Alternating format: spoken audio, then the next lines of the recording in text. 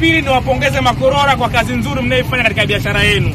Mungu aibariki kazi yenu ya mikono takatifu. Na katika jambo la pili, tuna salamu ndogo kidogo kutoka kwa mkuu wa mkoa. Mkuu wa mkoa wetu, Mheshimiwa Mkuu wa Mkoa Batilda Saleh Burhani, anawasalimia sana na anapenda sana. Na salamu hizi anazunganisha pamoja na salamu za Mheshimiwa Rais, kwa sababu yeye anafanya kazi kwa niaba ya Mheshimiwa Rais. Na hapo jambo la tatu ambalo la msingi, tunafahamu kwamba tupo katika mwezi wa uchaguzi.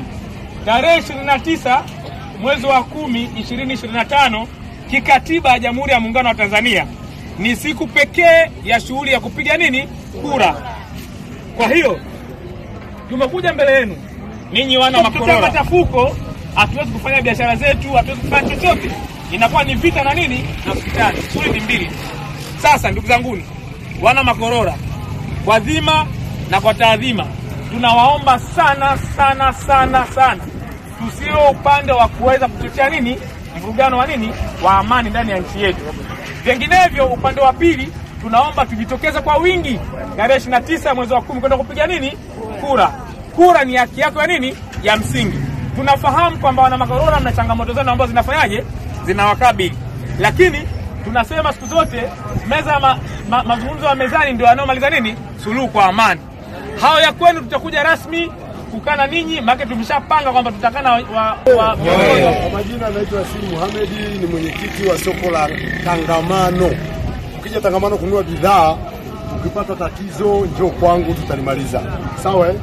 Lakini si hapo tu, pia ni mjumbe wa shirikisho la machinga mkoa wa Tanga. Kwa hiyo sisi tumekuja hapo kwenye masoko haya, lengo na madhumuni ni kuitangaza amani ya nchi yetu.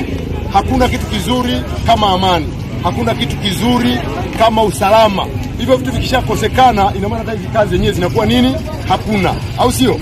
Naamini kabisa kila mmoja hata zamani, kama mtakumbuka wa machinga hapa, tulifanya biashara muda mrefu ya machinga. Tulifanya biashara kwa kusumbuliwa sana, manispaa ilikuwa inatusumbua, inabeba mizigo yetu tunapeleka hapa na pale, kwa tunasumbuliwa. Kwa nini? Ni kwa sababu kilikuwa hakuna chombo cha kutusimamia.